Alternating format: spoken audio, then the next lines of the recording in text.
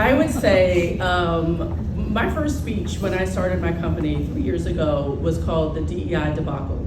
And it was at a time where DEI was just being eaten up. People couldn't get enough of it. And I came out the gate with DEI debacle. And the reason why I said that then and still believe it to this day is that there's a piece of this body of work that honestly is too much. And it's too much at the same time. And if we think about who the customer is, who are we selling? Those of us who believe in the ideology of DEI, who are we selling this to? Largely the demographic is white male, maybe, or conservative. That doesn't necessarily have to be white, it could be black, brown folks, right? That's what we're selling to. And we package this product, this service called DEI, meaning you have to like, accept, see, validate, affirm everything about all of my things, right? And his things, and her things, and her things, and his things, and those things. We have to like and affirm all of these things at the same time with the backdrop of a lived experience that doesn't know how to do any of it, right? So we are asking people to be what they have never been, to accept what they've never accepted, to unpack, assess, reflect, interrogate beliefs that they've held their whole lives and may not even know that they've held at work, right? All at the same time with language that is white supremacy, white fragile, you're not woke enough, right? With all of this ire, we led DEI with venom. We led it with an unartful, unsophisticated, non-strategic approach to understanding who our customer is and what their appetite is to absorb deeply what we're asking them to reset. Okay, so people are calling, crying all yesterday. I was like, what's the problem? What is the problem? Because it's not always just about people voted for him because they're racist or because they're sexist. This is what many believe, I don't agree with it, but many believe it's about preservation.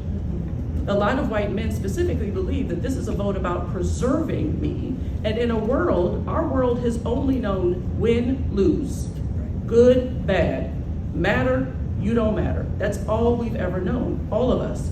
And so in, I think, Trump voters' minds, it was, I'll take the guy who will preserve what I know, no matter the cost.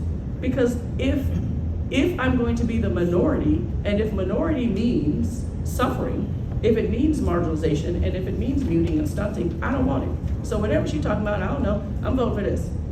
So there shouldn't be really any surprise there, because I think in some regard, we have to own our part and how we have approached the selling and the persuasion and our advocacy has been so laced with anger, has been so unkind, has been so riddled in harm swapping and condemnation. And so, we talk about my colleague here, Holly Hartman's in the front. She's the director of the Rare Woman Collective. And the Rare Woman Collective is a racial equity program suite that we have that's specifically for white women who want to do the work of advancing racial equity with grace-centric models that are strategically focused on what must be true by 2045 when Black and brown people become the majority.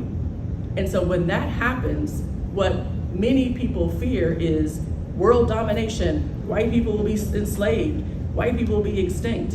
And you know what? We've helped them believe that. Many of us. I'm not saying everybody, but many of us have helped them believe that because that's how we've positioned this. When in fact, that couldn't be further from the truth. And so I think now the DEI conversation is how do we pace and sequence this work strategically? How do we decide what our organizations and what the people in those organizations can and will absorb in what time frame? How do we slow walk and paint a picture of what 2045 could look like that is not painting Black and brown and women as the boogeyman, right? How do we reset our country to adopt a narrative that says inclusion really is inclusive of white people too, of conservatives too, of white men too, of Christians too, right? So I think it's our narrative to reset for the DEI work, our strategy to recast for the DEI work, and our language to just jettison and start over, right, in this space. I think that's the DEI landscape going forward.